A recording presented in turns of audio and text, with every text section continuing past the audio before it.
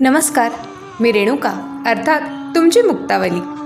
माऊली, आपण कालच्या मुक्कामी पाहिलं की ज्ञानदेवांनी आपल्याला या वारीत बळ मिळावं, प्रवास अर्थपूर्ण आणि सुखकर व्हावा म्हणून हरिनामाची कास धरायला सांगितली. पण केवळ सांगितलंय म्हणून किंवा घ्यायचंय म्हणून हे नाम घ्यावं का? देहा इतकीच, किंबहुना त्याहीपेक्षा जास्त समर्पणानं वारी जेव्हा मनाची होते, आचार विचारात भिनायला लागते, तेव्हाच खऱ्या अर्थी तो देह वारकरी होतो आणि मनात माऊली रूपाचं वात्सल्य बाळगू लागतो. त्याच्या ठाईचा मीपणा, अहंभाव निवळतो आणि वारीच नाही तर देहबुद्धीच्या चित्तवृत्तींच्या पुढे जाऊन सांसारिक सर्व कर्तव्य पार पाडतानाही त्याच्या मनात एक विरक्त चैतन्य नांदायला लागतं आणि मग वारीच्याही पुढे जाऊन एक वारकरी, केवळ विठ्ठलाचा एक निस्सीम भक्त म्हणून तो देह जगायला लागतो. या सगळ्या भावबदलांचं हरिनामाच्या सोप्या मार्गानं होणारं वर्णन मुक्ताईंनी वेळोवेळी आपल्याला सांगितले. मुक्ताबाई जशी रुक्मिणी विठ्ठलाच्या पाठी पुण्याई म्हणून उभी आहे, तशीच काहीशी ही संतश्रेष्ठांची लाडकी बहीण, साक्षात त्या विठ्ठलाची लेक. कैवल्याचा पुतळा असणाऱ्या ज्ञानदेवांना जिनं आत्मक्लेशाच्या सांसारिक जाणीवा नेणीवांच्या पाशातून ताटीतून मुक्तीचा मार्ग दाखवला, जिच्या उपदेशानं सांगदेवांसारख्या अधिकारी पुरुषाला जीवनाचा, भक्तीचा खरा अर्थ कळाला आणि जिच्या नावातच या आभासी मायेच्या पाशातून मुक्त होण्याची दिशा आहे, अशी समर्थ मुक्ता.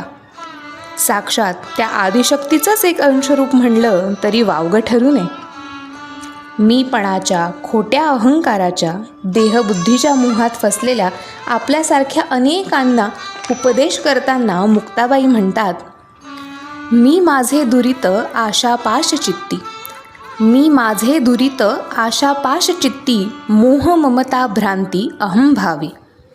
हरी तसे तेज अभिमान ताठा, हरी तसे तेज अभिमान ताठा, एकतत्वे वैकुंठा हरी पाठे, एकतत्वे वैकुंठा हरी पाठे. पुढे मुक्ताबाई आपण ज्या देहाचे चोचले पुरवता पुरवता अगदी दमछाक करून घेतो त्याचं यथार्थ वर्णन सांगतात.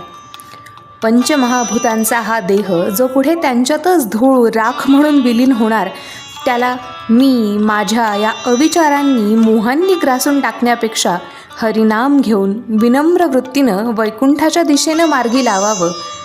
याचंच वर्णन सांगताना मुक्ताबाई पुढे म्हणतात, नाशिवंत देह पंचतत्व मोळी, नाशिवंत देह पंचतत्व मोळी, पायाच वाहादुळी उडोनी जाई, मुक्ताई जीवन चांगया दिधले, मुक्ताई जीवन चांगया दिधले, निर्गुणी साधिले घर कैसे, निर्गुणी साधिले घर कैसे.